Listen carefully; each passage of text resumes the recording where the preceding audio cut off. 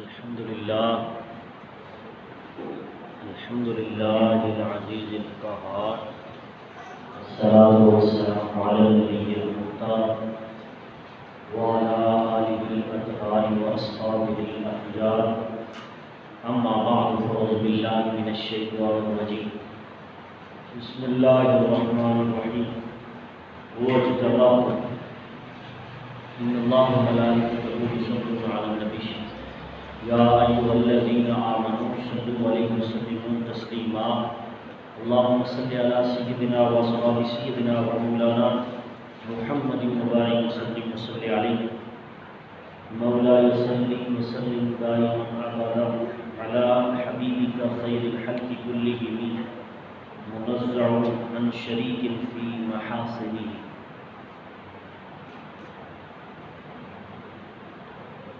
سرکار کی نعت سنانے سے دل الفت سے بھر جاتا ہے، مسرور ہوائیں چلتی ہیں، ایمان کا علم رہ جاتا ہے.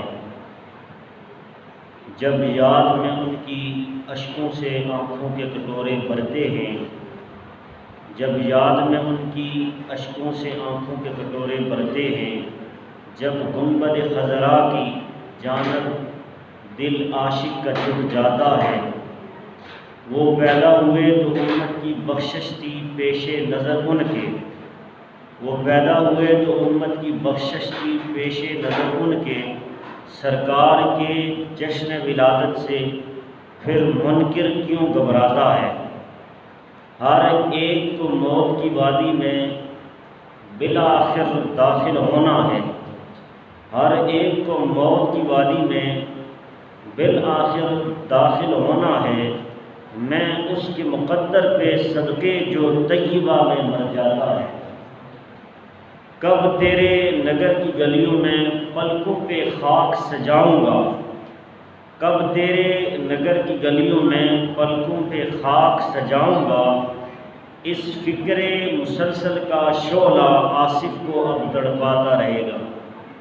اللہ تعالیٰ جل جلالہ وعم نوالہ وعظم شانہ وعظم قرآنہ کی حمد و ثنا اور حضور سرور کائنات مفخر موجودات زینت بزم کائنات دستگیر جہاں غم گسار زماں سید سروراں رات قلوب عاشقاں طبیب قلوب مذنباں حبیب قلوب جانثاراں احمد مصطفیٰ حبیب کبریا جناب محمد مصطفیٰ صلی اللہ علیہ وسلم کے دربار گوہر میں ہدیہ درود و سلام عرض کرنے کے بعد نہایت ہی قابل قدر سامعین حضرات، دلوں میں عشق رسول صلی اللہ علیہ وسلم کی شمع جلانے والوں اور آنکھوں سے ان کی محبت میں عشق بہانے والوں، اللہ رب العزت کا لاکھ لاکھ شکر ہے کہ اللہ رب العزت نے ہم سب کو جمعہ المبارک کا مقدس دن نصیب فرمایا. میں اللہ کی بارگاہ میں دعا کرتا ہوں کہ اللہ رب العزت ہم سب کا یہاں اس مسجد میں جمع ہونا بیٹھنا اپنی بارگاہ الہی میں قبول و منظور فرمائے. آج ہماری گفتگو کا موضوع ہے فضائل امت محمدیہ. نبی اکرم صلی اللہ علیہ وسلم کی نسبت سے اس امت کو کیا کچھ ملا، اور ان میں سے ایک بڑی چیز اللہ رب العزت نے جو حضور نبی کریم علیہ السلام کے میلاد کی صورت میں تشریف آوری کی صورت میں ہم سب کو جو سب سے اہم چیز ملی ہے، اس چیز کا نام ایمان ہے. اس لیے آج ہم حضور نبی کریم علیہ السلام کی اس امت کے مقام اور مرتبے کو اور اس کی فضیلت کو آپ احباب کے سامنے بیان کرنے کے لیے کچھ خاکہ آپ کے سامنے رکھا جائے گا. اللہ رب العزت مجھے صحیح معنوں میں فضائل امت محمدیہ کے صحیح معنوں میں فضائل سمجھنے اور سمجھانے کی توفیق نصیب فرمائے۔ میں نے جو قرآن مجید کی ایک چھوٹی سی آیت کریمہ کا ایک ٹکڑا آپ کے سامنے پڑھنے کے شرف حاصل کیا، اس ٹکڑے میں اتنی جامعیت ہے اور اس میں اللہ رب العزت نے سمندر کو کوزے کے اندر بند کر کے اللہ رب العزت نے اس امت محمدیہ کی فضیلت کو بیان کر دیا۔ سورہ حج کی آیت نمبر 78 میں اللہ رب العزت اس انداز میں بغیر امت کی طلب، امت کی ڈیمانڈ کے بغیر، امت کی مناجات، دعا، ریاضت اور عبادت کے بغیر میرے رب ذوالجلال نے اس امت محمدیہ کو یہ اعزاز عطا کرتے ہوئے یہ جملہ اپنے قرآن مجید کے اندر ارشاد فرما دیا، هو اجتباکم۔ اللہ فرماتا ہے کہ ہم نے تمہیں پسند فرما لیا ہے، ہم نے تمہیں۔ آج دنیا کا کوئی دنیا دار کسی کو کہے کہ تمہیں میں پسند کرتا ہوں، تم مجھے اچھے لگتے ہو، تو اس کی ٹور بن جاتی ہے۔ جب دنیا بنانے والا خالق خود حضور کی امت کو یہ کہہ دے کہ اے مصطفیٰ کی امت، مصطفیٰ کے کلمہ پڑھنے والوں، میں نے تمہیں پسند کر لیا ہے، تو پھر اس امت محمدیہ کی کیا شان ہوگی لوگوں؟ جس امت کو رب نے پسند کر لیا ہو، پھر اس امت کے خلاف یا اس امت کے بارے میں برا خیال رکھنا، پھر اس کی عظمت کو کم سمجھنا، پھر اس کی رسپیکٹ نہ کرنا، اس کا احترام نہ کرنا، کتنی بڑی بدبختی کی علامت ہے کہ اللہ تو اس امت کو پسند کر رہا ہے اور تم کتنے بدبخت ہو کہ اس امت کے اندر سے نفی کر کے اس کے اندر کی بری چیزوں کو نکال کر اس کی فضیلت کو کم کرنے کی کوشش کرتے ہو۔ اللہ رب العزت نے فرمایا، اے رضائے مجتبی والو، خالق کائنات تمہیں فرما رہا ہے، ہوا وہ اللہ، جس طرح رب فرماتا ہے قل ہوا اللہ ہوا احد، رب فرماتا ہے قل ہوا اللہ ہوا احد، وہی توحید بیان کرتے ہوا کی ضمیر اپنی طرف کرتے ہوئے رب اپنی شان کو بیان کرتا ہے، وہی ہوا کا لفظ استعمال کر کے رب فرماتا ہے ہوا یعنی اللہ تبارک و تعالی، ہوا کی ضمیر اللہ کی طرف ہے۔ اللہ فرماتا ہے اجتباکم، میں نے تمہیں پسند کر لیا۔ یہ خطاب نبی اکرم صلی اللہ علیہ وسلم کی امت کے ایک فرد کوئی نہیں ہے، بلکہ میرے نبی علیہ السلام کی پوری امت، ابو بکر سے لے کر قیامت تک ہر آنے والا وہ بندہ کہ جو میرے نبی علیہ السلام کی امت میں پیدا ہوا، چاہے وہ کافر ہے یا مسلمان ہے، کیونکہ امت کی بھی دو قسمیں ہیں، ایک امت اجابت ہے، ایک امت دعوت ہے۔ امت دعوت کیا ہے اور امت اجابت کیا ہے؟ تو سمجھ لیجئے، امت دعوت سارے کفار ہیں، مشرکین ہیں، جن کے سامنے میرے نبی نے اسلام کی، دین اسلام کی دعوت کو رکھا، لیکن انہوں نے میرے نبی کی دعوت کو ریجیکٹ کر دیا، قبول نہ کیا۔ وہ امت اجابت ہوئی، کافر، مشرکین، کفار، سارے باقی مذاہب کے لوگ اس وقت جو امت میں شامل ہیں، انہیں امت دعوت سے شمار کیا جائے گا، کہ وہ لوگ جنہیں رب ذوالجلال کے نبی نے دعوت دین دی، لیکن انہوں نے میرے نبی علیہ السلام کی دعوت کو ریجیکٹ کر لیا، انہوں نے ریجیکٹ کیا، اور جنہوں نے میرے نبی علیہ السلام کی دعوت کو ایکسیپٹ کیا، اس امت کو امت اجابت کہتے ہیں۔ اور امت اجابت اس کو کہتے ہیں، اجابت کا معنی ہے قبول شدہ، اس نے لبیک یا رسول اللہ کہہ کے نبی علیہ السلام کی اس دعوت کو قبول کرتے ہوئے ایمان کی حالت میں لا الہ الا اللہ محمد رسول اللہ پڑھ کر میرے نبی علیہ السلام کے اس سوال کو، اس دعوت کو قبول کرتے ہوئے قیامت تک توحید اور رسالت کا ایمان اپنے دل کے اندر سمو لیا۔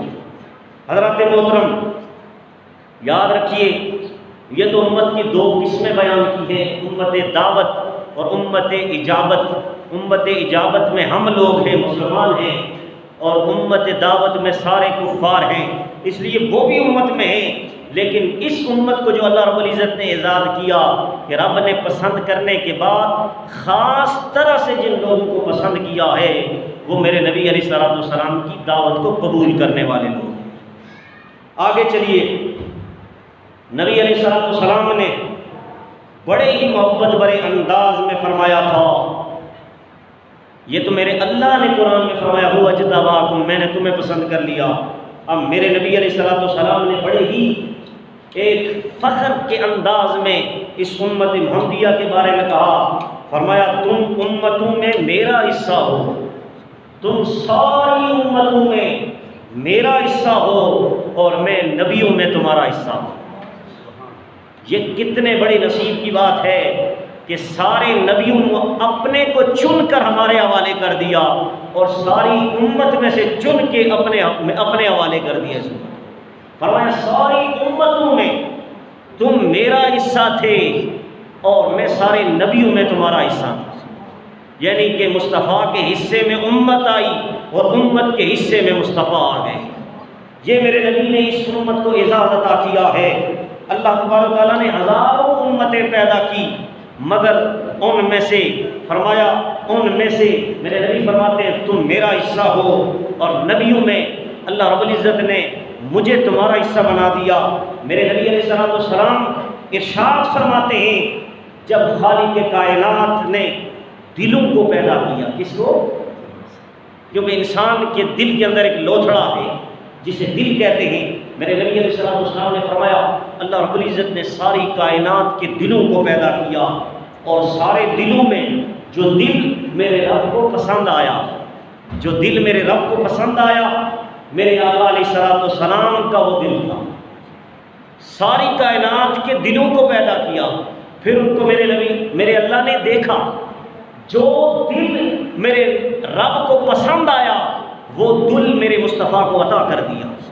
ساری کائنات میں دل بھی اگر ہم نے کسی کو اعلیٰ قسم کا سب سے پہلے نمبر والا دیا ہے تو اے نبی کی امت، ہم نے تمہارے نبی مصطفیٰ کو عطا کر دیا۔ پھر اسی طرح رب ذوالجلال نے عقل کے 100 حصے کیے، عقل کے 100 حصے کیے، 100 حصے کر کے سامنے رکھے۔ میرے رب ذوالجلال نے 99 حصے میرے مصطفیٰ کو الگ سے دے دیے۔ ایک حصہ آدم علیہ السلام سے لے کر قیامت تک سارے سائنسدانوں کو، جنہوں نے شاہین بنایا، جنہوں نے گھوڑی بنایا، جنہوں نے جہاز بنائی، جنہوں نے کشتیاں بنائی، ہر قسم کی میڈیکل ریسرچ کے مطابق تحقیقات بنائی، یہ ساری سائنس کی ٹیکنالوجی، ان کے سائنسدان جتنے تجربہ کار تھے سارے ایک حصے میں رکھے۔ کتنے؟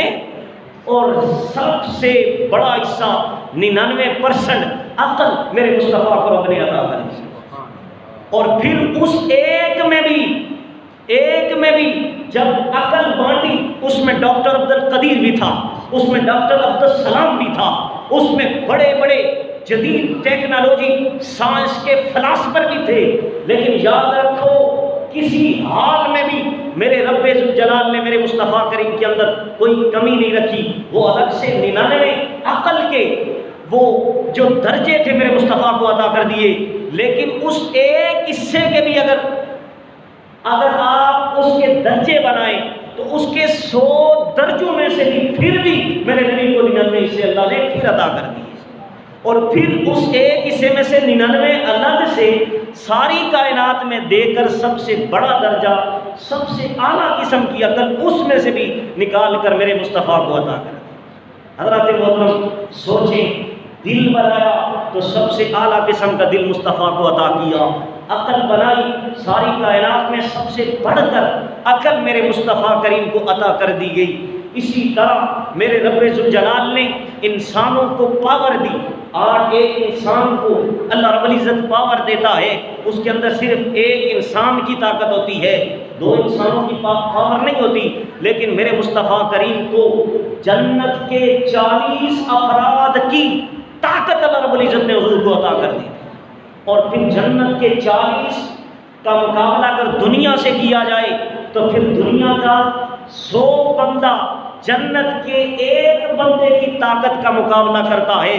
پھر اندازہ لگائیں 40 دنیا کے افراد کی طاقت اللہ رب العزت نے مصطفیٰ کو عطا کی۔ 40 تو 40 کتنے لوگ بنتے ہیں؟ 40,000 افراد کی طاقت میرے رب ذوالجلال نے میرے اور آپ کے نبی کو اللہ رب العزت نے عطا کر دی۔ پھر دیکھیے میرے نبی کو رب نے یاد عطا کیے، میرے نبی کو اپنے دوست عطا کیے۔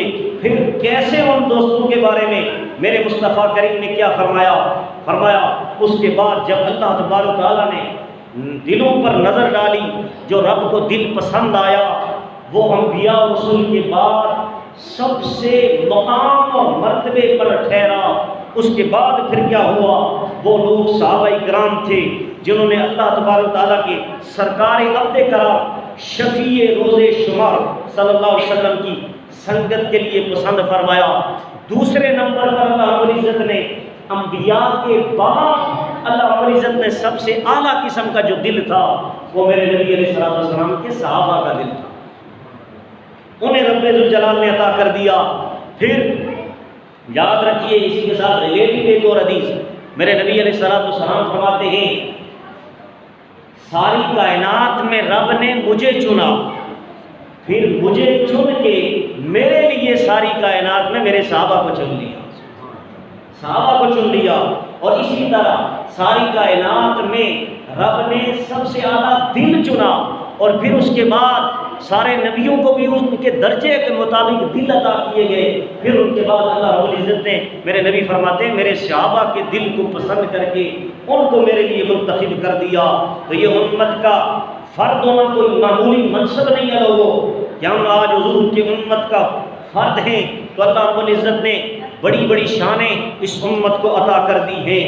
التجائیں ہوتی رہی اس دور میں، تاریخی پس منظر دیکھیے، دعائیں بھی ہوتی رہی۔ اللہ کا شکر کیوں نہ کریں ہم اللہ کی بارگاہ میں کہ اللہ رب العزت نے بغیر طلب کے اللہ رب العزت نے ہمیں حضور کا امتی بنا دیا۔ میں ہر وقت اکثر کہتا رہتا ہوں اپنے خطابات میں، اور میں نے آن دا ایئر ٹی وی کے اوپر بھی میں نے یہ جملہ بول دیا تھا، پوری دنیا کے سامنے یہ جملہ بولا، آپ کی نظر کر رہا ہوں۔ اللہ رب العزت نے ہم پر 4 بڑے احسان کیے۔ کتنے؟ پہلے سے دوسرا احسان بڑا ہے، دوسرے سے تیسرا بڑا ہے، اور تیسرے سے چوتھا اور بڑا ہے جس کا مقابلہ نہیں کرتا۔ پہلے سے دوسرا نکل جاتا ہے آگے، دوسرے سے تیسرا نکل جاتا ہے آگے، اور تیسرے سے چوتھے نمبر پر ہمارا احسان تو اتنا ہے کہ جس کا شکر ہم ادا ہی نہیں کر سکتے۔ سن لیجیے، آپ کی نظر کر رہا ہوں یہ جملہ، اللہ رب العزت نے سب سے پہلے ہم پر بغیر طلب کے، بغیر دعا کے جو ہم پر احسان کیا وہ یہ ہے کہ اللہ رب العزت نے پوری کائنات میں 18,000 مخلوقات پیدا کی۔ کتنی؟ 18,000۔ ان 18,000 مخلوقات میں کتا بھی ہے، ان 18,000 مخلوقات میں خنزیر سور بھی ہے، ان 18,000 کائنات میں بندر بھی ہے، ہر طرح کی زیرو چیزیں بھی موجود ہیں جن کا ہم نام نہیں لے سکتے، ان سے ہم نفرت کرتے ہیں، لیکن اللہ رب العزت نے نہ ہمیں بغیر طلب کے ہمیں 18,000 مخلوقات میں افضل الانسان، افضل البشر انسان پیدا فرما دیا۔ اس سے بڑا کیا احسان؟ اگر وہ ہمیں کتا بنا دیتا ہم نہیں پوچھ سکتے اس سے کہ ہم نے تمہیں کتا کیوں بنایا۔ ہمیں اگر وہ شیر بنا دیتا، بکری بنا دیتا، ہم اس سے پوچھ نہیں سکتے۔ کون ہے پوچھنے والے؟ ہم اس سے پوچھیں، وہ خالق ہے جو بنائے، ہم کون ہیں؟ ہم تو بندے ہیں اس کے۔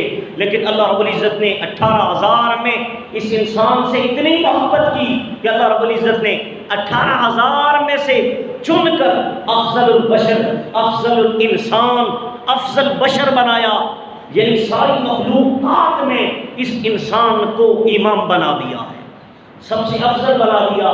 پھر یاد رکھیں شیخ سعدی کے بارے میں آتا ہے یا بایزید بسطامی کے بارے میں آتا ہے کہ آپ راستے سے گزر رہے تھے اور راستے میں ان کی مرید بھی ساتھ تھے کہ راستے میں ایک کتا ان سے ہم کلام ہونے لگا۔ ولی ہوتے ہیں اللہ کے، یہ کتوں کی بولیاں بھی سمجھتے ہیں، یہ جانوروں کی بھی بولیاں سمجھتے ہیں۔ تو روایت کے اندر آتا ہے کتا بایزید بسطامی سے کہنے لگا ذرا میری بات سنو، میرے کے بارے میں کیا کہا کرتا تھا؟ کہا دنیا میں جب تم خطیب اعظم تھے تمہارا بڑا شور و غل تھا، تمہارا بڑا چرچا تھا، اب بتاؤ ما کنت تقول، کیا کہتے تھے مصطفیٰ کے بارے میں؟ کیا مصطفیٰ کا نام سن کر، مصطفیٰ کی شان سن کر تیرا چہرہ کھل جاتا تھا یا مروڑ پڑتے تھے؟ سوال ہوگا ما کنت تقول، بتا اپنی تقریر دوبارہ سنا، اپنے جرحوں کے اندر جو نبی کے بارے میں جو بات کہا کرتا تھا دوبارہ سنا، ما کنت تقول، دوبارہ تقریر کر۔ تو دنیا کے بارے میں پوچھا جائے گا، دنیا میں مصطفیٰ کریم کے بارے میں تیرا کیا عقیدہ تھا؟ جب یا رسول اللہ کی ادائیں اور یا رسول اللہ کے نعرے لگتے تھے تو تیرا دل مچل جاتا تھا یا تیرا چہرہ بکھر جاتا تھا یا پیٹ میں پیچا اور مروڑ پڑتے تھے؟ رب کی آواز آتی ہے، فرمایا قبر کے اندر سوال ہوگا، کیا مجرد توحید کی رٹ لگانے والے بتا ما کنت تقول، شکر